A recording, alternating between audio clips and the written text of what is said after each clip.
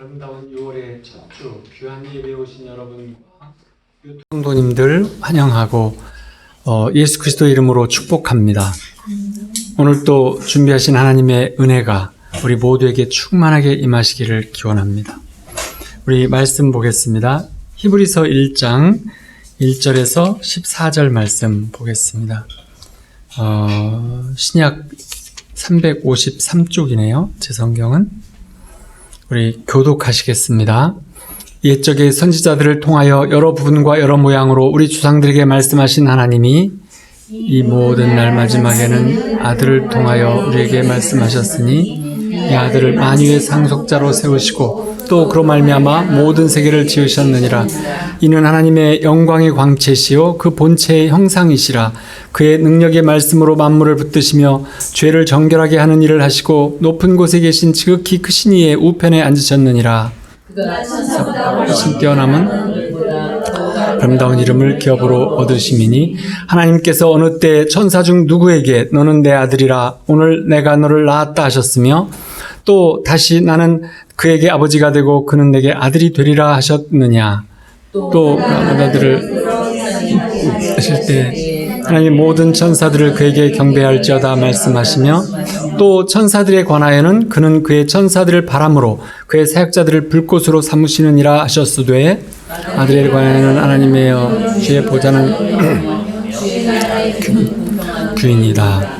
주께서 의를 사랑하시고 불법을 미워하셨으니 그러므로 하나님 곧 주의 하나님이 즐거움의 기름을 주께 부어 주를 동료들보다 뛰어나게 하셨도다 하였고 또 주여 태초에 주께서 땅에 기초를 두셨으며 하늘도 주의 손으로 지으신 바라. 그것들을 멸망할 것이나 오직 주는 영존할 것이요 그것들은 다 옷과 같이 낡아지리니 인복처럼 갈아입을 것이요 그것들을 옷과 같이 변할 것이나 주는 여전하여 내가 다함이 없으리라 하였으나 어느 때 천사 중 누구에게 내가 내 원수로 내 발등상이 되게 하기까지 너는 내 우편에 앉아있으라 하셨느냐. 모든 천사들은 섬기는 영으로 구원받은 상속자들을 위하여 섬기라고 보내심이 아니냐. 아멘. 우리 신약 성경 중에서 조금 문체가 조금 다른 글하고 좀 다르기도 하고 어떻게 보면 좀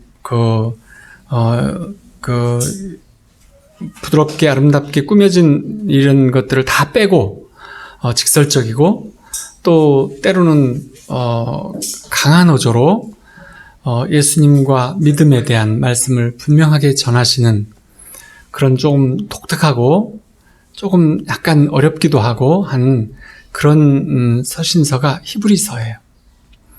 히브리서에서 말씀하시고자 하는 그 주제는 예수님이 최고다라는 것이고 예수님 한 분이면 충분하다.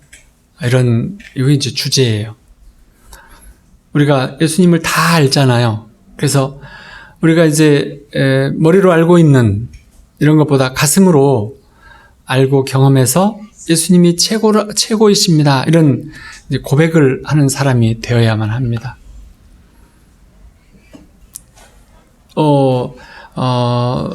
영상이나 사진에서 보면 아주 멋진 나이아 가라라는 폭포가 있어요. 직접 가보면 더 대단합니다. 저희 교회를 몹시 사랑하시는 목사님이 그 근처에 사시기 때문에 저희도 한번 가봤어요. 근데 미국 쪽에서 이렇게 강가 난간을 따라서 이렇게 가다가 거의 다 왔을 때쯤 가면 이제 굉장히 큰 굉음이 막 저 밑에서부터 들려요. 땅이 막 울리고. 그래가지고 이제 쏟아지는 폭포의 어마어마한 장관을 보게 되죠. 그런데 사람들이 폭포를 그렇게 위에서 밑으로만 보는 게 아니라 정면에서 보거나 아래에서 보면 훨씬 더 멋있다. 그걸 꼭 봐야 된다고 그래서 캐나다로 건너가서 배를 타고 폭포 바로 밑으로 이렇게 갔더니 이래서 여기서 꼭 봐야 한다고 하는구나. 이런 생각이 들더라고요. 예수 믿는 사람들도 내가 예수님을 다 안다. 이렇게 말하는데 그 예수님에 대한 인식들은 사실 조금씩 다 달라요.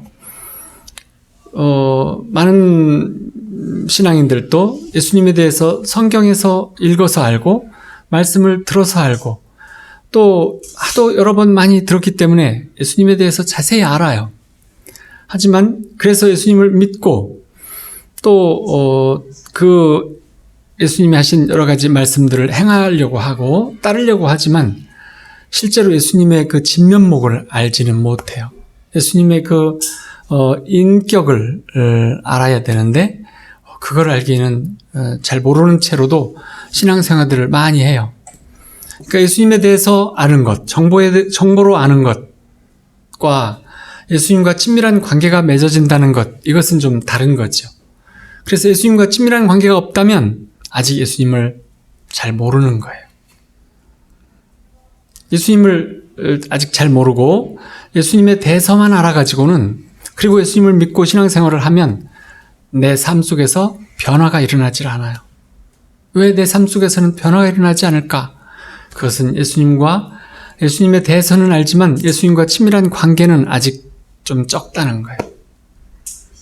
그래서 예수님에 대해서 정말 잘 아는 것은 예수님과의 어떤 경험, 예수님과의 인격적인 만남에 대해서, 그리고 그 은혜에 대해서, 축복에 대해서, 또 예수님에 대해서 한 시간쯤 말해보라. 그러면은 그게 설명을 막 이렇게 쉽지 않아요. 한 시간이면 굉장히 길어요.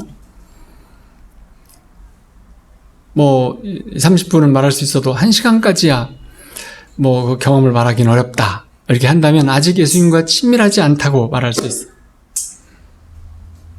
예수님을 알아가면서 예수님이 내 삶에 가장 중요하신 분이기도 하고 예수님이 최고다 이렇게 고백할 수 있다면 엄청난 은혜를 받으신 거예요.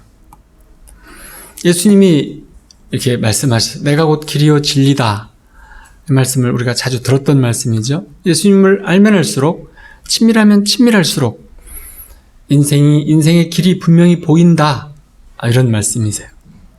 내가 누구인지, 내가 어디로 가야 하는지, 어떻게 살아야 하는지, 이런 문제들을 어떻게 처리할 수 있어요? 예수님을 알고 친밀해지면 내 인생의 길이 분명하게 보인다는 것이에요. 예수님이 곧 길이다. 그리고 진리라고 말씀을 하셨어요.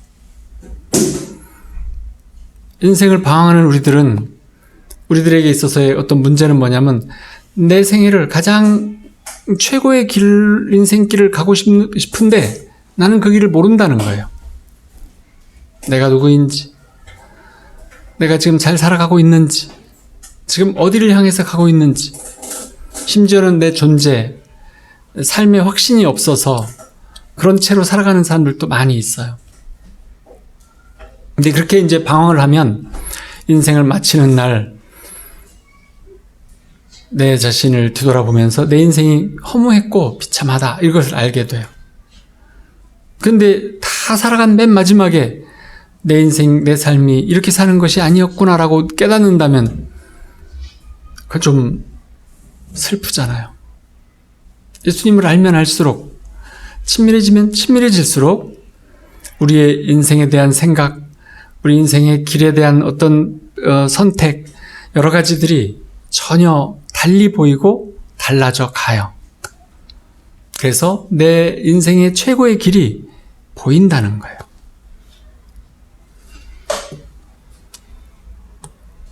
그 첫 번째로는 우리의 내면이 평안해져요. 내면이 기쁨이 많아지죠. 아까 찬양한 것처럼 기쁨이 많아져. 또 나의 감정이나 이런 것들이 긍정적인 것으로 바뀌어지고 또 담대해지고, 그리고 또 예수님 안에 함께 있는 시간들을 가질 때는 황홀하기도 하고, 그게 사도 바울이 고백한 것처럼 그게 얼마만큼 좋았는지, 그때까지 알았던 세상의 모든 유익한 것들이 다 배설물과 같이 난 버렸다.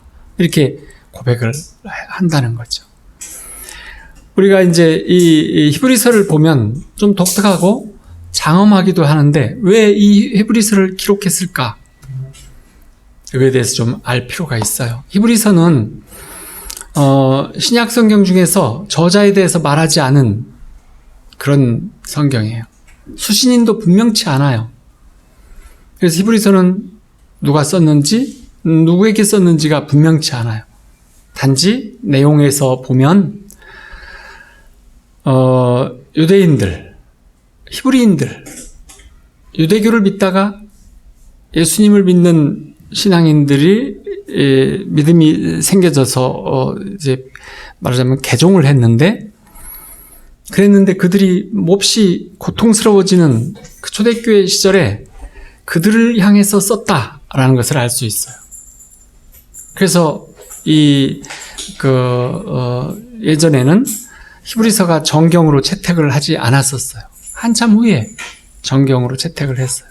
처음에는 외경이었어요. 성경으로 안 넣어줬어요. 그런데 이제 히브리인 중에는 유대교를 믿다가 예수님을 믿었는데 엄청난 핍박이 있는 거예요. 왜냐하면 안으로는 유대 공동체에서 막 배교라고 하고 왕따시켜서 공동체에서 쫓아내기도 하고 그 지역에서 살 수도 없고 또는 재산을 뺏기도 하고 이렇게. 근데 유대 공동체가 뭐냐면 자기 가족들이, 부모님이 사는, 또 친구, 이웃, 이 모두가 다 유대 공동체였고 자기의 삶의 환경, 또 모든 친교, 모든 것들이 다 유대 공동체 안에서 있었는데 거기에서 배교자로 찍혀서 핍박을 당한 거예요. 거기다가 또 로마에서는 기독교인의 핍박은 이루 말할 수 없이 많이 있었어요. 코바디스라든지 영화 같은 걸 보면은 그 엄청난 핍박들이 있잖아요. 사자한테 막 여러 가지 고통스러운. 그런데다가 또 지역이나 나라에 어떤 문제가 생기면 이건 기독교인들 때문이다 하면서 핍박을 해요. 이제 로마에서부터 유대인들 스스로도 그렇게 했는데 그 전통은 막 중세 때까지도 유대인들을 따라다니잖아요. 어떤 나라에서도 무슨 일이 생기면은 유대인들이 우물에 독을 탔다 막 이렇게 하면서 막 이렇게 공격하고 하잖아요. 이 로마 군인들이 이들을 회유할 때는 예수를 나는 믿지 않는다는 말 한마디만 하면 살려주고 재산도 다 돌려주고 이렇게 해요. 일본은 우리나라보다 훨씬 먼저 이제 기독교가 들어왔는데 그 천주교가 먼저 많이 들어왔죠. 근데 십자가상을 한 번만 밟으면 다 용서해 준다고 하면서 회유를 했어요. 이 유대인들이면서 히브리인, 그러니까 이제 말하자면 12지파의 사람들, 그러면서 이제 기독교인, 예수님을 따르는 사람 중에서는 이제 이런 세월이 지나가면서 흔들리는 사람들이 한둘씩 생겨나기 시작했어요. 그러면서 그들은 예수님도 믿고 유대교도 믿고 이렇게 하면 얼마나 좋을까, 이렇게 하고 있는 상황이 좀 드러나기 시작했어요. 그래서 이 히브리서에서는 어떤 상황이나 환경에 따르지 않고 오직 예수님만 믿는, 또 그렇게 함으로써 예수님이 늘 함께 해주시는, 그럼으로써 그 믿음을 통해서 어마어마한 축복의 삶, 그리고 조상들도 그런 믿음 안에서 축복의 삶을 늘 살아왔다는 것을 아주 깃발처럼 높이 들어주는 그런 서신서예요. 이 히브리서는 유대교에서 가장 중요하게 여기는 것들을 하나씩 예수님과 비교를 해요. 그래서 먼저 선지자들하고 예수님을 막 비교해요. 천사하고 또 비교해요. 모세하고 비교하고 여호수아하고 비교하고 또 엘리야하고도 비교하고 또 유대교의 어떤 제사보다도 우월하다, 예수님은 그보다 훨씬 뛰어나다, 이렇게 말씀을 하고 있어요. 그래서 예수 믿다가 죽더라도 그럴 만한 가치가 있다 하고 이제 알려줘야 하는 그런 아주 필연성을 가지고 히브리서를 썼던 것이에요. 그래서 이제 구약 시절에 선지자와 예수님을 비교해요. 1절에 보면 옛적의 선지자들을 통하여 여러 부분과 여러 모양으로 우리 조상들에게 말씀하신 하나님이, 이렇게 살아계신 하나님이 계셨기 때문에 이제 우리에게 필요한 말씀을, 자녀인 우리에게 어떻게 해서라도 하나님은 말씀을 해주시기를 원하셨어요. 그래서 구약시대는 왕을 통해서, 선지자를 통해서, 제사장들을 통해서, 누구에게는 꿈으로, 누구에게는 환상으로, 누구에게는 묵시로, 예언으로 이렇게 우리에게 말씀을 늘 주셨어요. 구약에서는 무려 300번 가까이 예수님이 오실 것을 퍼즐 조각처럼 여기저기에서 이렇게 말씀을 하셨어요. 그런데 이스라엘 백성들에게 이 선지자, 예언자라는 것은 대단한 존재였어요. 왜냐하면 오직 하나님께서는 유대인들 중에서 택하셔서 백성들에게 하나님의 그 뜻을 말씀으로 전하는 자였거든요. 그래서 하나님의 말씀을 받아서, 그리고 하나님 말씀을 전하는, 그리고 그런 분들은 이제 자기가 자기 입으로 말을 하면서도 하나님이 말씀하시기를 이렇게 선포한다는 것은 엄청난 영광의 자리였기도 했고, 그리고 또 자기 삶을 다 던져서 그 선지자 역할을 하는 그런 시대였기도 하죠. 근데 이스라엘 사람들은 이 예언자나 선지자들을 굉장히 높이 여겼어요. 그리고 그분들의 선포하는 말씀들을 하나님의 말씀으로 여기면서 아주 중요하게, 그리고 모든 나라의 일이 있을 때마다 선지자나 예언자들이 하는 말씀을 들으면서 그들은 변화되고 새롭게 믿음을 추구하고 이렇게 해오는 삶을 살았어요. 그런데 그런 예언자들, 선지자들과 예수님을 비교하면서 그런 예언자나 선지자들은 예수님하고는 비교가 되지 않는다, 이렇게 말씀을 하는 거예요. 하나님의 모든 계획, 하나님의 모든 뜻, 하나님의 성품을 모두 말씀해 주시는 분이 예수님이시다. 그래서 예수님은 구약의 율법 모든 선지자를 다 폐하신 분이시다. 그래서 예수님과의 만남이라고 하는 것은 가장 큰 은사라고 말할 수 있고 가장 큰 축복이라고 말할 수 있어요. 2절에 보면 이 모든 날 마지막에는 아들을 통하여 우리에게 말씀하셨으니, 이 모든 날 마지막, 이때가 이제 서기 65년에서 69년 사이에 예루살렘 함락이 직전에 그때를 이 모든 날 마지막이라고 표현했어요. 그러니까 이제 그때가 이제 말세라고 했으니까 지금은 이제 말세 중에 말세죠. 네. 말세 중에 말세. 말세의 끝자락 시대죠. 하나님이 직접 우리에게 말씀하시러 이 땅에 내려오셔서, 그렇기 때문에 이제는 선지자가 필요 없는 세상이 됐어요. 선지자가 별로 필요 없어요. 그래서 예언하는 사람을 은사자라고 말해요. 예수님께서 오셔서 다 말씀을 해주시기 때문이에요. 성령님께서 다 말씀을 해주시기 때문에. 직접 말씀을 해주시기 위해서 우리에게 이 땅에 내려오셨고, 그리고 지금은 예수님이 우리 안에 와 계시잖아요. 구약 성경에서 퍼즐 조각처럼 있었던 말씀들이 다 예수님을 향해 있었어요. 그리고 그 예수님은 어떻게 보면 구약의 모든 말씀들을, 또 하나님의 여기저기서 하셨던 그 말씀들이 종합적이기도 하고 궁극적이기도 한 그 말씀 자체가 예수님이세요. 하나님이 우리를 향해서 하시는 모든 말씀을 종합하신 분이 예수님이신 거죠. 그래서 친히 우리에게 말씀해 주시기를 원하는 아버지 하나님께서는 우리가 예수님과 함께 하기 때문에 그 예수님을 통해서, 성령님을 통해서 모든 말씀들을, 필요한 말씀들을 다 해주실 수 있기 때문에 그분 한 분이면 충분한 그런 삶을 살 수 있게 해주셨어요. 그래서 하나님의 아들 되시는 예수님, 지금 우리와 함께 계시는 그 예수님과 동일한 그런 성령님이 말씀하고 싶어 하세요. 예수님이 성령님을 보내주실 때 성령님에 대해서 나와 똑같은 이라고 하는 표현을 쓰셨어요. 나와 똑같은, 나와 쌍둥이인, 이렇게 표현을 하셨어요. 그러니까 성령님이 예수님과 똑같은 분이시다. 그래서 예수님이 하신 모든 말씀을 생각나게 해주실 것이다. 예수님이 가지신 모든 권세와 능력을 성령님이 너희에게 부어주실 것이다. 이렇게 말씀을 하시는 거죠. 근데 이제 요한복음 1장 처음에 보면 태초에 말씀이 계신데 이 말씀이 하나님과 함께 계셨고 이 말씀이 곧 하나님이신데 그 그가 태초에 하나님과 함께 계셨음으로써 만물이 그로 말미암아 지은 바 되었으니 지은 것이 하나도 그가 없이는 된 것이 없느니라. 즉 예수님이 태초에 하나님과 함께 우주 만물을 다 지으신 분이에요. 그리고 이 우주 만물이 현재 상태처럼 유지될 수 있도록 붙잡고 계시는 거죠. 뭘로 붙잡고 계셔요? 말씀으로. 말씀이 선포되어서 그대로 지속되기 때문에 그대로 있는 거예요. 예수님 말씀을 바꿔서 말씀을 던지시면 그때부터 달라지겠죠.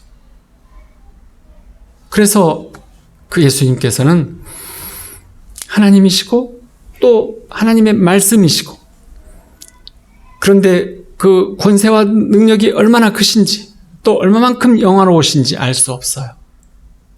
그래서 우리는 그 예수님께 우리를 다 맡기고 그분과 함께 안식을 누리면서 평안을 누리면서 살면, 그리고 우리가 구하는 것을 믿음으로 바라보고 믿고 산다면 그 일들을 이루어 주시면서 우리 기도를 이루어 주시면서 사는 은혜와 축복의 삶을 주시는 분이세요.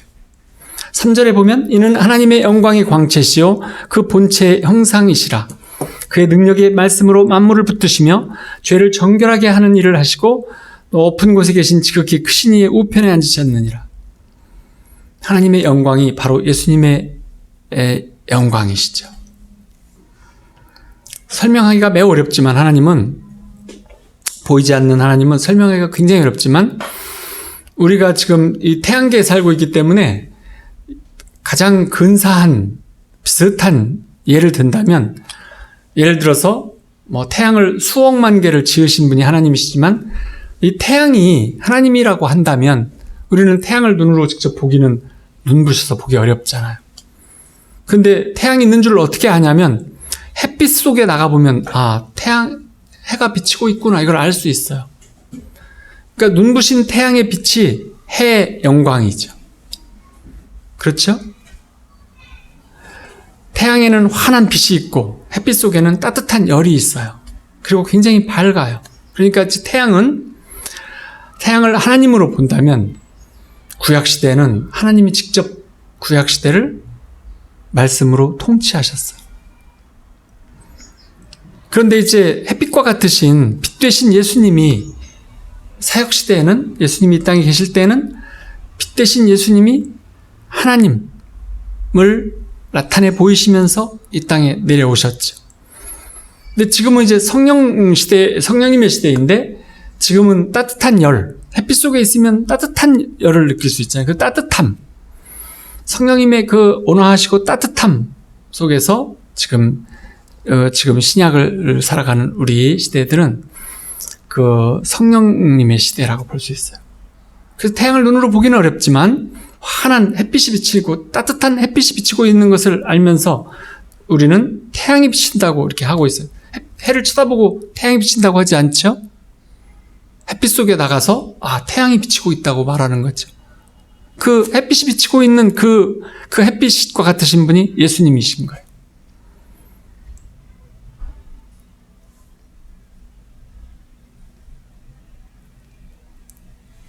예수 그리스도를 통해서 그 안에 계신 하나님 아버지를 우리가 알 수 있다라고 하는 것을 이해할 수 있어요.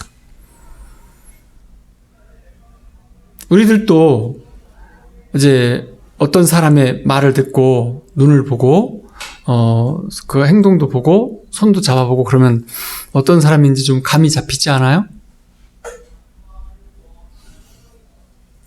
잘 모르세요? 네.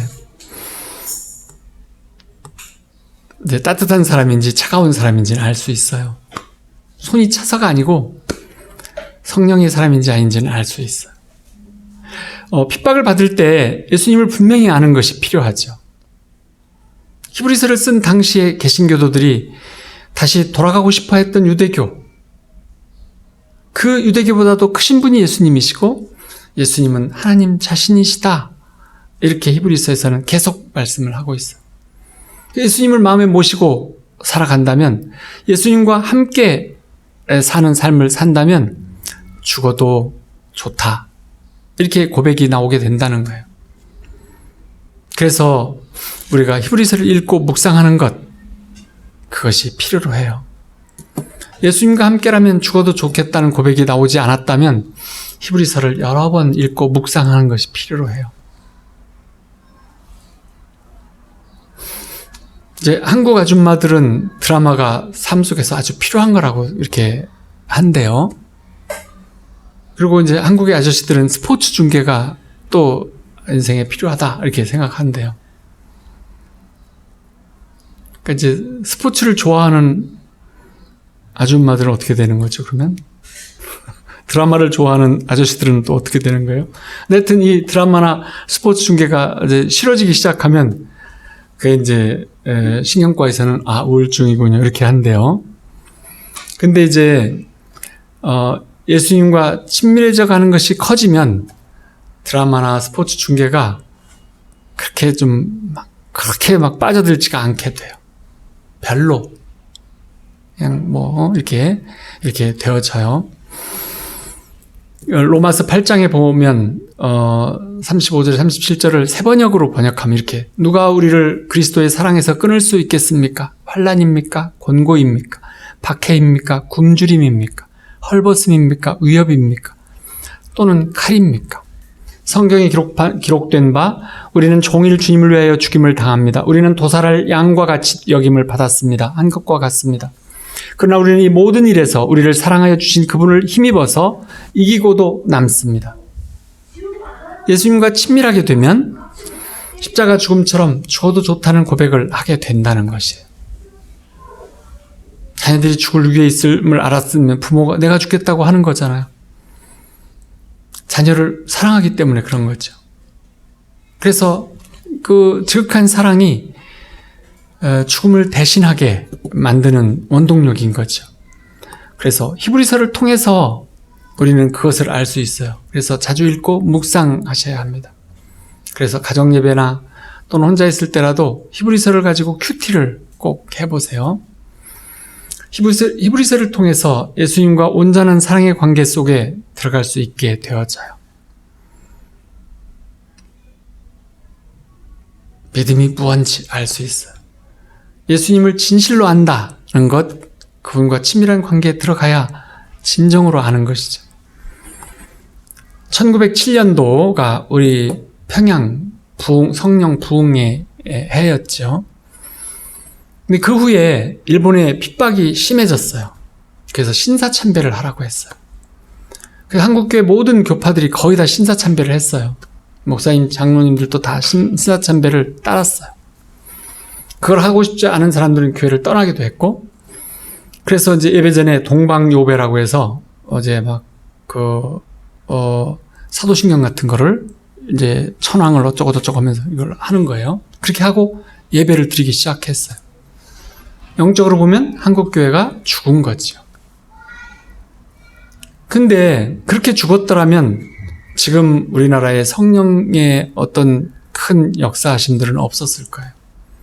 그렇지만 그 평양 부흥의 성령 충만을 경험했던 많은 분들과 주기철, 손양원 이런 목사님 같은 분들이 성령 안에서 힘을 얻어서 일어났어요.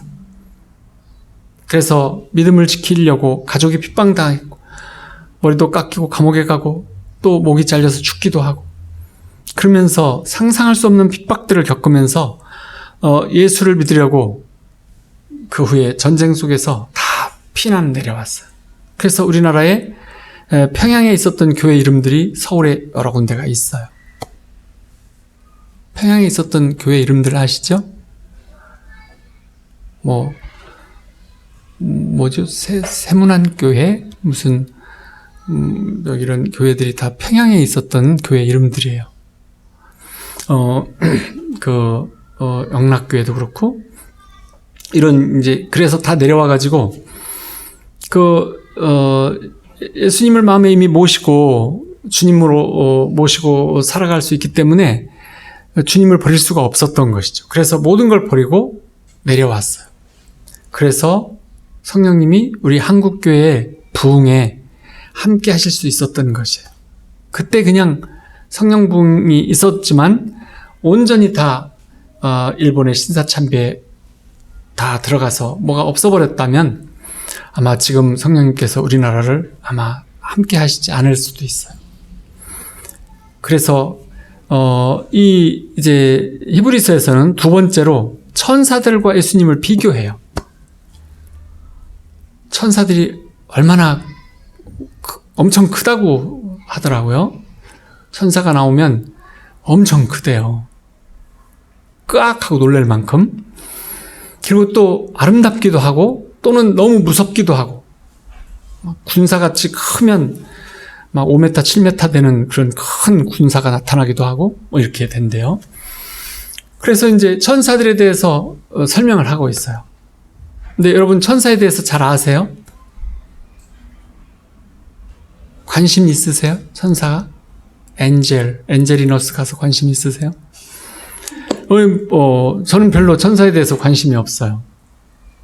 잘 알지도 못하고. 왜냐하면 구약시대에는 하나님의 부리는 자들이기 때문에, 하나님의 심부름꾼들이기 때문에 이 천사들은 대단한 존재였어요. 왜냐하면 예수님도 안 오셨고 성령님도 안 오시기 때문에 천사들을 통해서 말씀을 해주셨거든요, 하나님이. 그래서 이제 이 구약시대에는, 유대교 때는 천사들에게도 기도도 하고 천사들에게 하나님께 아뢰달라고도 하고 뭐 그렇게 했어요. 그래서 천사들을 통해서 했던 것이 천주교에서 성모 마리아에게 하는 것과 비슷하게 그렇게 했어요. 그것이 내려와 있어요. 그대로. 천사들에게 빌고 대신 좀 구해주세요 했던 그것들이 마리아에게로 넘어왔어요. 근데 천사들을 통해서 선지자가 하나님 말씀을 받기도 했어요. 히브리서 2장 2절에 보면 천사들을 통하여 하신 말씀이 견고하게 되어, 모세가 하나님의 십계명을 천사들을 통해서 받았다도 하고, 사도행전 7장에 보면 53절에 너희는 천사가 전한 율법을 받고도 지키지 아니하였도다, 이렇게도 말씀을 하시기도 하고. 그래서 예수님이 오시기 전에 하나님을 만났다고 여기는 사람들은 거의 다 천사를 만난 거였어요. 마리아에게도 천사가 내려왔잖아요. 꿈에 천사가 말하기를, 이렇게 마리아까지도 천사가 임했어요. 그래서 마리아와 천사가 동격인 거예요, 어떻게 보면. 그래서 그 예전에도 아브라함, 하갈, 6월절에 히브리인들을 보호받는 일, 야복강가에서 야곱과 씨름한 사람 다 천사예요.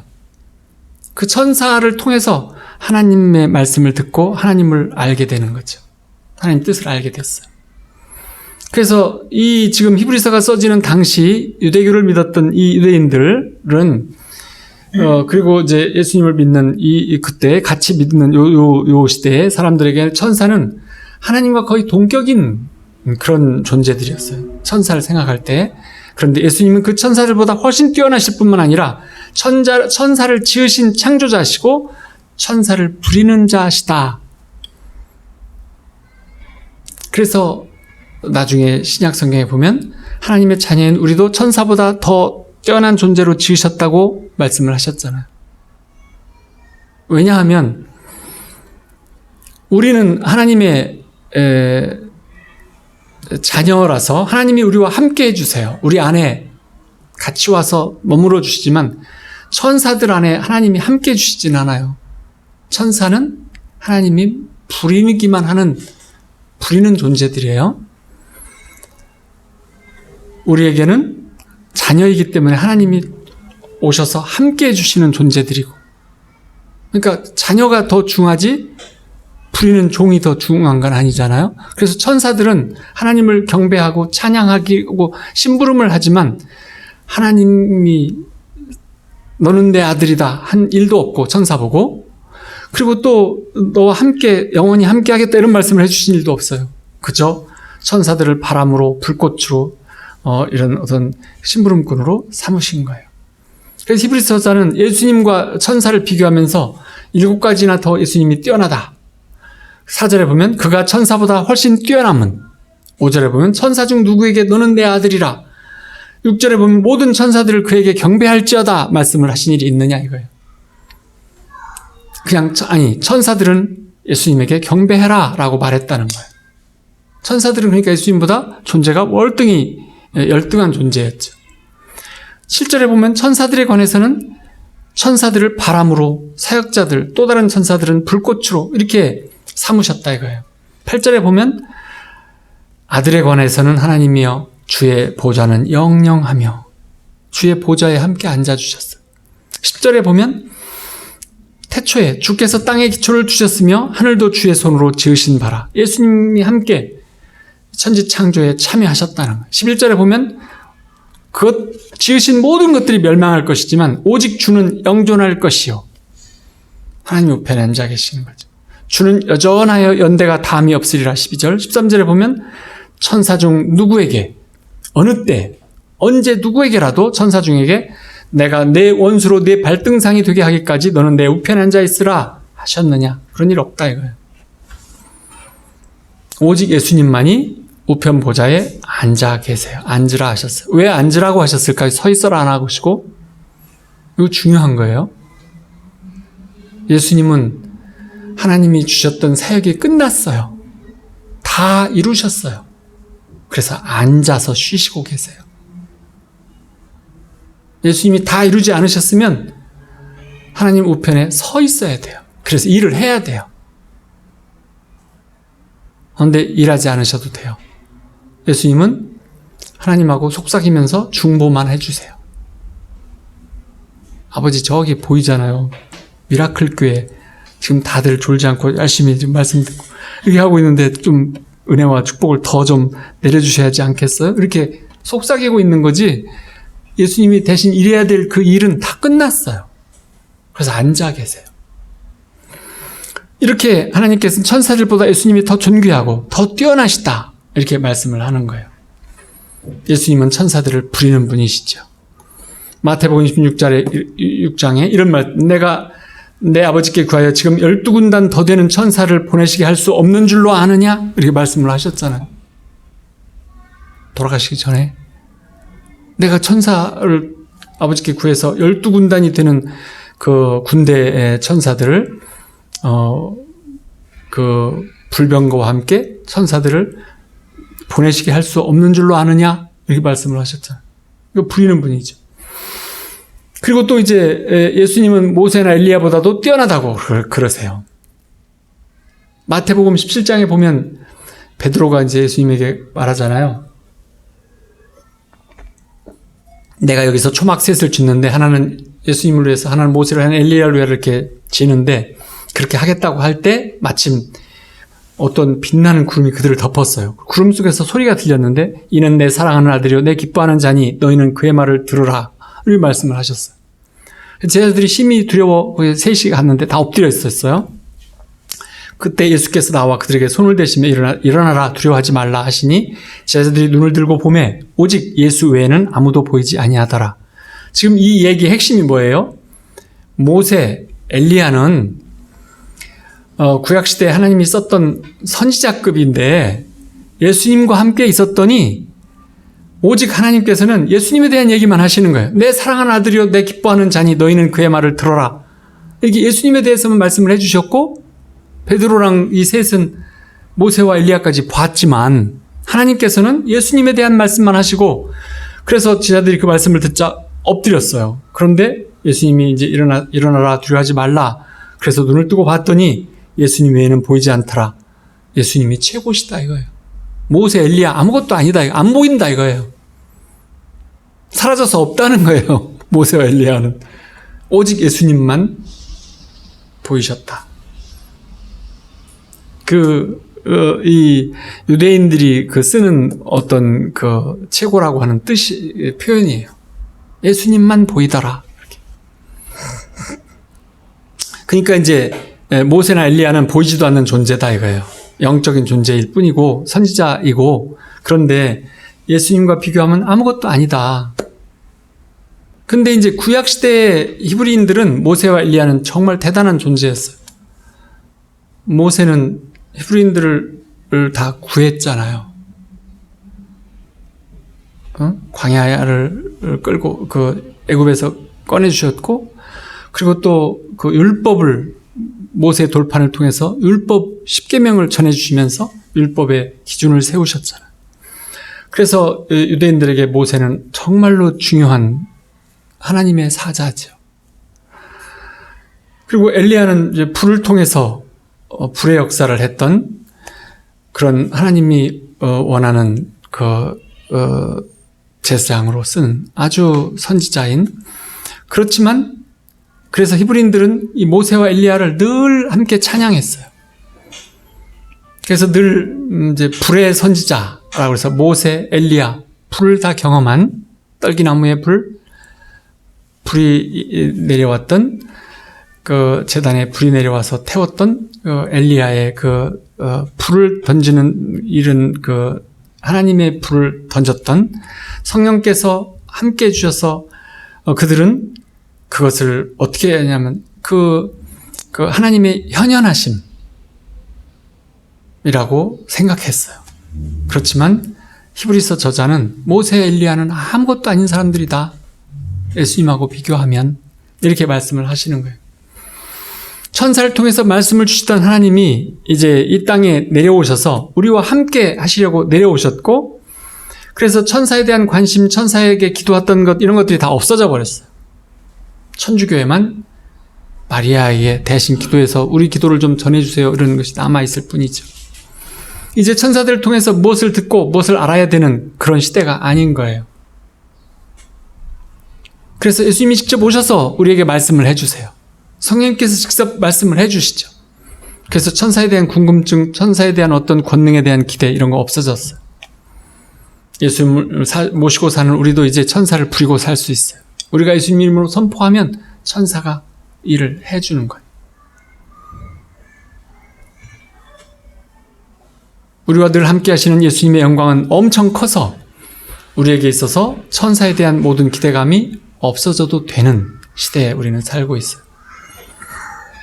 그러니까 여러분들도 천사에 대해서 몹시 그리워하거나 막 천사가 왜 안 보일까? 마리아도 봤는데 나도 봐야 되지 않나? 이런 생각하시면 안 되는 거예요. 그렇죠? 오직 누구를 보셔야 돼요? 예수님을, 성령을, 우리 안에 예수님을 보셔야 돼요. 부리는 천사는 우리 마음속에 올 수 있는 존재가 아니에요. 나타나서 얘기는 전해줄 수 있지만 우리 마음 안으로 들어오게 들어오는 존재가 아니에요. 하나님께서는 오직 예수님을 우리 안에 오실 수 있도록, 하나님 당신이 우리 안에 오실 수 있도록 오시는 분으로 그렇게 해서 우리를 아버지라고 부르라, 하나님을 아버지로 부르라고 하셨고, 직접 하나님 아버지께 직접 1대1로 소통해서 기도할 수 있게 해주셨고, 그리고 우리에게 너희는 천사들에게 기도할 필요가 없다고 하셨어요. 그래서 지금 우리는 천사에 대해서 관심이 없거나 잘 알지 못하는 것이 어떻게 보면 은혜인 거예요. 예수님에 대해서 알지 못하는 것은 은혜가 아니에요. 예수님에 대해서 잘 모르는 것은 은혜가 아니에요. 근데 우리가 살아가는 것을 어떤 예로 든다면 이와 같을 거예요. 이제 여기도 여름에 낚시꾼들이 바다로 낚시를 많이 가요. 섬이 많아가지고. 이 차량산맥의 끝자락이 바다 속까지도 연결되어 있어가지고 바다에 있는 고기가 맛있기도 하고, 조선시대의 중간쯤에서 동국여지 승남이라는 책이 있는데 지역마다 특산물 같은 것들을 다 적어놓은 책이에요. 동국여지 승남이 승자 들었으니까 스님이 가서 보았다, 이게 아니고, 그게 아니에요. 동국은 우리나라고, 조선을 의미하고, 여지 승남은 이제 여기서 뛰어난 것을 보는, 지역마다 뛰어난 것을 보는, 조선의 지역마다 뛰어난 것이 있는 것들을 다 열람해 놨다. 이것이 동국여지 승남이라는 책이에요. 근데 이제 거기에 우리 지역에서 보면 막 민어, 여러 가지, 우리가 좋아하는 강개미, 여러 가지가 여기 다 이렇게 난다고 돼 있어요. 그리고 우리 보령에는 당귀, 감, 이런 것들이 많이 난다고 또 쓰여 있더라고요. 여기 감이 많이 난다고 돼 있어요. 그래서 감을 심으면 잘 될 것 같다는 생각이 들어요. 그리고 이제 민어도 많이 난다고 쓰여 있는데 민어는 지금 아래쪽으로 내려가 버렸어요. 수온이 달라져가지고. 그리고 이제 근데 여기도 이제 낚시꾼들이 많이 바다로 가는데 여름 아침에 낚시꾼들이 아침 일찍 가거든요. 근데 이제 오후에 돌아오려고 하는데 배가 고장 났어요. 엔진이 꺼져갖고 표류를 했는데 한밤중까지 표류를 했어요. 그래서 누군가 이제 막 이렇게 그 비상용 등불을 켰어요. 그래갖고 이제 주변이 환해지자 낚시꾼들도 캄캄한 데서 이제 살았다 이렇게 이제 안도를 했는데, 그러면서 이제 엔진도 꺼졌고 그러니까 어떻게인가 뭐 여러 가지를 가지고 어떻게인가 저어서 육지로 가자. 어디로 가야 육지로 가게 되는지 이게 문제였어요. 캄캄한 밤이 돼갔는데 그때 한 사람이 말했어요. 이 등불을 끄세요. 그리고 와서 등불을 꺼버렸어요. 그리고 한참 기다리니까 캄캄해졌죠. 그러자 멀리서 반딧불처럼 불빛들이 보였어요. 그게 어디였을까요? 해수욕장 어항. 그래서 저쪽이다. 저기가 육지다. 그래가지고 계속 물을 저어가지고 와서 모두 살았다는 거예요. 내용은 모두 살았다는 거예요, 주제는. 근데 지금 이 예화의 핵심은 뭐냐면 우리가 스스로 불을 켜고 있다는 거예요. 내가 세상의 중심이라고 하는 불을 켜서 있는 한 우리가 갈 곳은 보이지 않는다는 거예요. 예수님이라는 불을 켜야지, 거길 찾아가야지 어디가 좋은 데인지를 찾아가는 것이지, 내가 나의 불을 켜면 그 배는 육지를 찾아갈 수 없는 거죠. 예화가 좀 매우 매끈하진 않네요. 그죠? 우리 안에 오신 예수님을 왜 우리가 잘 모를까요? 자아가 너무 강해서 몰라요. 우리 감정이 너무 강해서, 부정적 감정이 너무 강하게 휘잡으면, 감싸면 불신앙을 생각하게 되고, 그리고 우리는 스스로를 너무 약하다라고 생각하게 돼요. 그래서 하나님 왜 저를 이렇게 약하게 만드셨어요? 왜 이렇게 가난하게 만드셨어요? 이렇게 말을 많이 해요. 근데 하나님 편에서 우리를 보면은 엄청 강한 사람들이에요. 하나님을 받아들이지 못할 만큼 강한 존재들이에요. 사랑하는 자녀들인데 왜 이렇게 너희는 강하냐? 힘 좀 빼. 이렇게. 천사의 영광도, 주님의 영광도 가려울 만큼 상처받은 자 또는 교만한 자, 세상의 마음을 뺏긴 자아가 너무 강해가지고 예수님의 그 크신 영광, 밝은 영광의 빛을 주셨는데도 우리는 캄캄하게 살아요.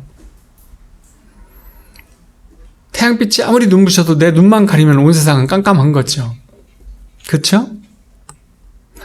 고린도후서 4장 4절에 그 중에 이 세상의 신이 믿지 아니하는 자들의 마음을 혼미하게 하여 그리스도의 영광의 복음의 광채가 비치지 못하게 함이니 그리스도는 하나님의 형상이니라. 마귀가 우리 마음을 혼미케 하면, 내 눈을 가리면 온 세상과 나는 캄캄해져요. 수많은 그리스도인들이 예수님을 마음의 주인으로 모시고도 캄캄하게 사는 사람이 많아요. 내가 죽었다 라고 고백하고 예수님을 분명하게 구주로 믿고 나의 주인으로 믿고 내 영혼의 새 주인으로 믿고 받아들이고 환영해서, 그렇게 환영해드리면 주님의 영광이 보이기 시작해야 되는데 그 주님의 영광을 보지 못하는 사람이 많아요. 내가 강해서. 함께 하셨는데도 불구하고 주님의 영광이 보이기 시작할 때, 빛 대신 주님이 보이기 시작할 때 거기서 더 주님과 함께 하는 것을 나아가면 아랫배에서 생수의 강이 샘물처럼 우리를 가득 채워서 흘러넘치게 된다는 것을 경험하라는 것이에요.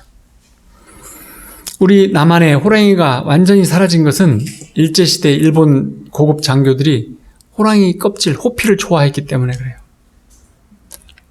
그들은 무사드 집안에서 있는 그 일본의 그 장교들은 호피를 응접실에다가 깔면 최고의 권위였어요. 호피가 남자답게 만들어준다. 길을 받는다 그래서 일본에서도 장군이 되고 싶은 사람은 호피를 장군한테 호피가 없는 장군 집에 가서 호피를 쫙 깔아주면 장군 진급을 시켜줬다는 거예요. 그런데 일본에는 호랑이가 안 살아요. 일본은 섬나라라 호랑이가 넘어가서 살질 않았어요. 우리나라에만 호랑이가 많았어요. 우리나라는 호랑이가 많이 살았어요. 그래서 이제 호피값이 급상승을 했어요. 왜냐하면 그 호랑이를 하나 잡으면 집 한 채 값은 받았을 뿐만 아니라 자식 중에 하나는 군대 면제도 가능했어요. 일본 장교들이 그걸 받으면 기가 막힌 거예요. 자기가 이제 한두 계급에 올라갈 수 있는 기회를 얻었으니까. 어마어마한 거죠. 군대에서 한 계급 올라간다는 건 엄청난 거예요. 대위급에서 령급으로 소령 뭐 이렇게 중요한 그 대령에서 별 단다는 거는 하늘에 별 따는 게 거기서 나온 말이에요. 근데 이제 그것을 가능하게 해주는 그런 기회를 얻는 거니까 정말 대단한 거죠. 그래서 이제 호랑이는 점점 귀해졌고, 그리고 이제 남한 이 아래쪽에는 이제 호랑이가 거의 없고, 북한 쪽에만 조금 있고, 몇 마리 있고 이럴 때는 정말 귀했어요. 그리고 전국에 그 사냥꾼들이 엄청 많았어요. 그래갖고 함경도 사냥꾼을 제일 알아줬고, 그 다음에 이제 황해도, 평안도, 그 다음에 강원도, 이렇게 그 아래 사냥꾼들을 앉혔어요. 그래갖고 저 함경도 사냥꾼들이 거기에 이제 백두산 밑에 호랑이가 많이, 거기만 있었기 때문에 주로 이 아래쪽은 없어졌고. 근데 어떤 초보 사냥꾼이 나도 이제 호랑이 한 마리 잡아서, 한번 삶을 바꿔봐. 이렇게 목숨을 걸고 난 잡을 거야. 그리고 총을 하나 사가지고 산속에 들어가가지고 갔는데 깊은 산속에 마을이 있었어요. 두세 집 사는. 거기에 가서 묻는 거예요. 혹시 호랑이 발자국 있는 곳까지 날 좀 안내해 줄 수 있겠냐? 돈을 주겠다. 이렇게. 그러자 그 두 집에 사는 사람이 뭐라고 말하냐면, 예, 그럼요. 그거 해줄 수 있어요. 돈을 조금만 더 주시면 내가 호랑이 있는 계곡도 아는데. 이렇게 말을 했어요. 그러자 이 초보 사냥꾼이 의시되면서 말했어요. 아니, 호랑이 있는 계곡 거기까지는 아니고, 호랑이 발자국이 있는 데만 딱 알게만 하면 내가 찾아가서 잡을 수 있다고요. 하고 말했는데, 좀 어떠세요? 이 좀 간땡이가 초짜 사냥꾼. 지혜롭지 못하죠? 호랑이가 사는 계곡을 일러주면 얼씨구나 하고 갔어야죠. 발자국을 찾아갖고 가면 거의 죽어요. 호랑이는 만만한 존재가 아니에요. 근데 요한복음 5장에 보면 베데스다 연못이라는 38년 된 병자가 샘물가에서 있는데 예수님이 거기를 찾아가셨어요. 그래서 당신 소원이 뭐냐라고 말하라고 그러니까 뭐라고 말했어요? 이 샘물이 동할 때 한 달에 한두 번 동하는데 제일 먼저 자기를 샘물에 넣어달라고 말을 했어요. 어떤 사람이죠? 그 38년 된 병자가 내가 볼 때는 영적으로 보면 뭔가 상처가 많아가고 38년 된 병자가 됐지만 예수님을 눈앞에 두고 전혀 예수님인 줄 모르는 눈 딱 감은 영적 장님인 것 같다는 생각이 들어요. 예수님한테 나에게 내 병을 고쳐주세요. 그러면 될 일이잖아요. 소원을 말하라고 했어요. 네 소원 내가 들어줄 테니 말해라. 그러니까 기껏 한다는 소리가 샘물이 동하거든 나를 맨 먼저 안아다가 넣어주세요. 이건 보통 사람한테 어떤 기운 센 남자한테 할 말이잖아요. 예수님한테는 내 이 병 좀 고쳐주세요 라고만 말하면 될 일인데 그걸 읽을 때 어떻게 생각했어요? 그냥 38년 된 병자, 베데스다 연못, 샘물, 그래 고쳐줬구나 이렇게만 생각했어요 혹시? 난감한 문제죠. 그거 딱 한 사람이에요. 눈이 캄캄한 사람이죠. 예수님을 만났는데 소원이 연못에 물이 동할 때까지 기다렸다가 나를 넣어달라고.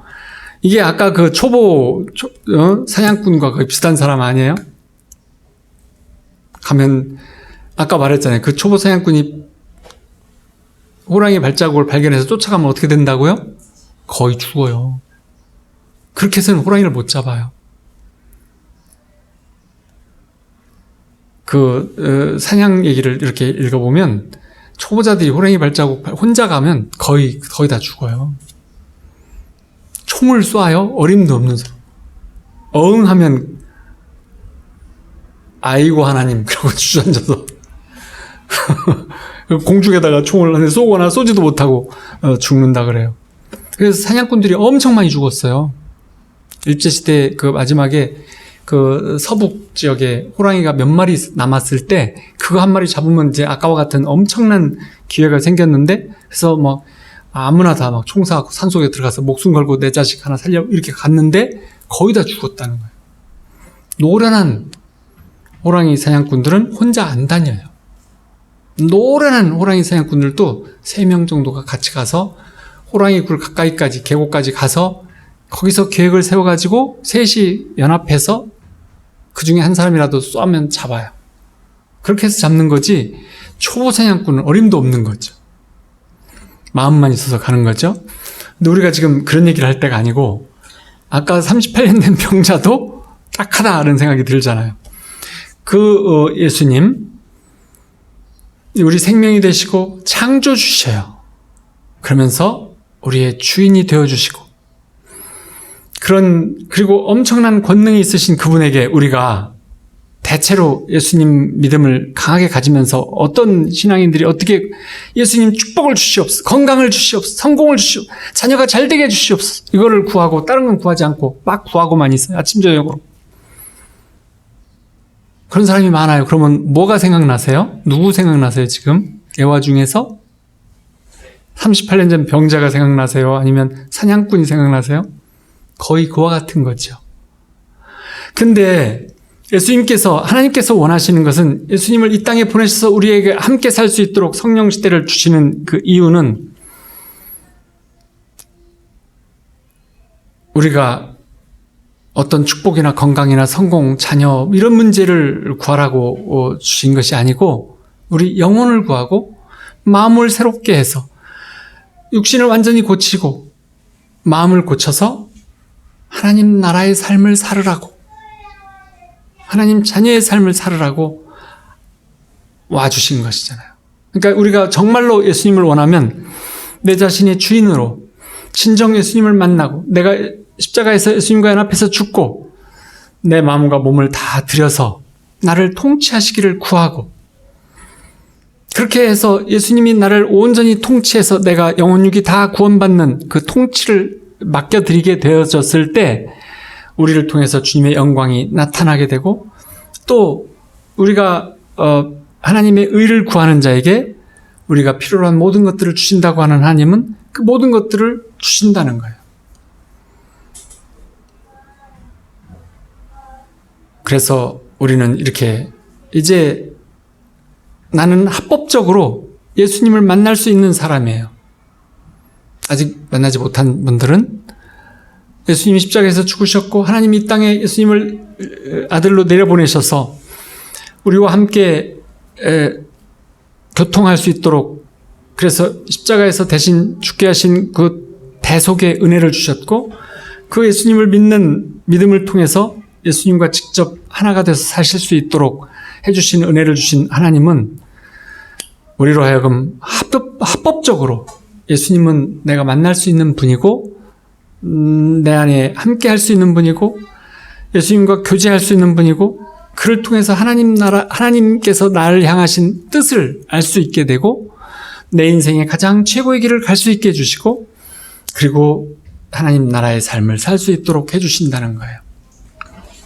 그래서 우리는 이제 천사나 신부를 통해서 뭔가를 하나님께 대신 구하는 것이 아니고 하나님께 직접 아뢰고 구할 수 있는 그런 자격을 얻은 사람들이죠.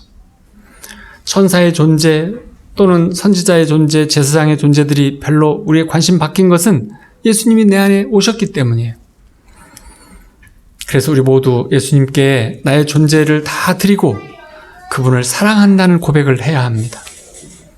예수님, 저희가 마음을 활짝 열고 환영하오니 심령 가운데로 오셔서 나를 온전히 영혼육 모든을 통치해 주시옵소서.